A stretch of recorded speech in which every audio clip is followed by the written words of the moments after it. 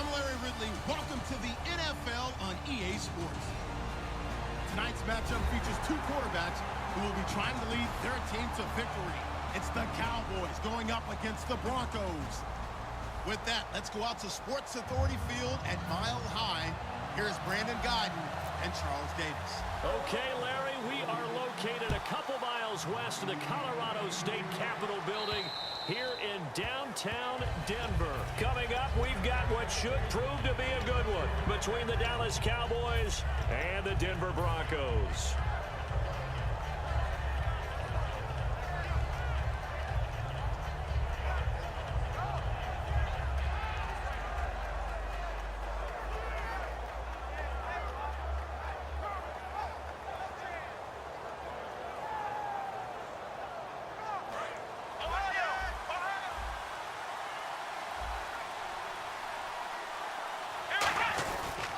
Here's the first carry for Ezekiel Elliott. And he'll fight forward to about the 27-yard line. Give him a couple on the carry there. 2nd and 8.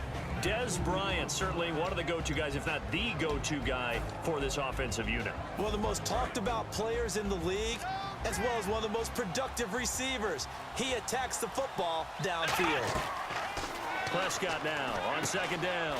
And on the left side, he's got Witten. And you think of all the years, speaking of Witten, that he's been around, but that touchdown catch he had against the Packers in the playoffs this year, that was his first postseason career TD. Come on. That's First, not true. yeah. That's not true. Where did you get that stat? Now, that's not as much his fault as their lack of postseason appearances, but it was his first. That's for real? That's legit? That is legit. Hard to believe. Still, and this is a guy that hasn't missed a game since his rookie season in 2003. And I don't think he's going to miss a game in 2017 either. I think he's energized and wants to come back and chase the ring. First down, Prescott. A 50-50 ball here, and it's intercepted. Picked off by Aqib Talib. And a big turnover there as his guys will get the football back. They told us repeatedly earlier in the week in our meetings, we need some plays from our defense here on the road early. They got one. And don't think they were above all week long pointing out to their defense that the other defense is rated higher than them. You going to let that happen, guys? Is that how we're going to play? And they responded to the challenge. That outside handoff to the left, that play has to warm the heart of an offensive line coach because they controlled the left side where they were supposed to. They didn't allow anything to leak from the backside on the right side of the offensive line either. Well played. Yeah, and it created a big run. So after that big play, let's see if they can catch their defense maybe on their heels. You know it's really hard for a big-time running back? It's patience. Being able to hang in there when the runs aren't there, when you're taking some hits early in the game. With this drive, he's come alive and in a big way. Now he's starting to gallop. Sanders, the former SMU product, had 79 catches last year, over 1,000 yards.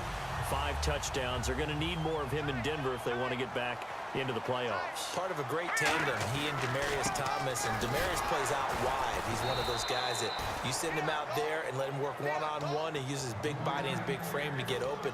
Manuel Sanders, he has the ability to work inside as well. And he's not just quick, he's also fast, and he's dependable for a quarterback because a lot of the routes he runs are right in the sight line. Easy throws for a QB. Flushed out right, and that is incomplete. Here's the offense, and you got to talk about the guy that they nicknamed Bebe, Charles Demaryius Thomas. You worry about him catching the ball, but you worry more about what he does after the catch. Big, strong, physical. He makes plays downfield. Simeon escaping the pressure right. He can run for it, and he will. And the ball is knocked out.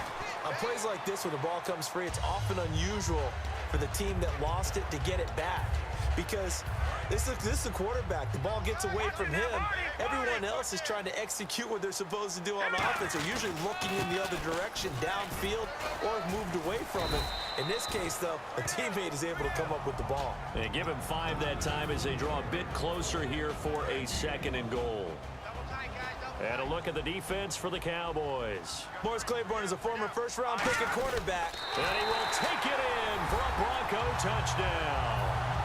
Trevor Simeon scoring on the sneak from a yard out. And the Broncos have taken the early lead. And he's got it. 7-0 Broncos. After the touchdown, here's McManus now to kick it away.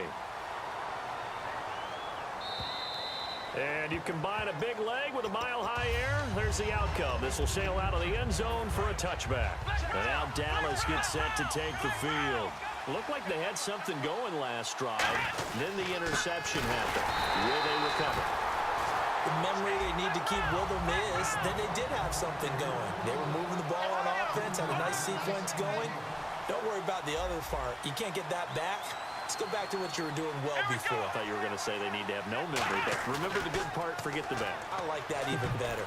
And that one got tipped, kind of threw everything off. It brings up third. Anytime a ball's thrown in the middle of the field, it's pumped up in the air, I expect someone to catch it. Doesn't matter whether it's offense or defense, because there's usually a great amount of bodies in that part of the field.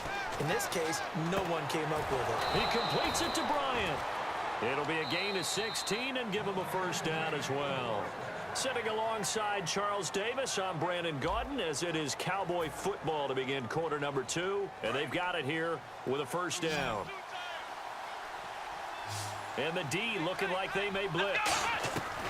On 1st and 10, Prescott looking for his tight end, Witten, and it's intercepted. Picked off by the corner, Bradley Roby.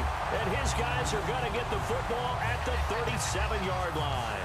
The Bronco offense now set to come back out onto the field. And now last drive so successful with the ground game, ending in a touchdown. Do you stick with that formula?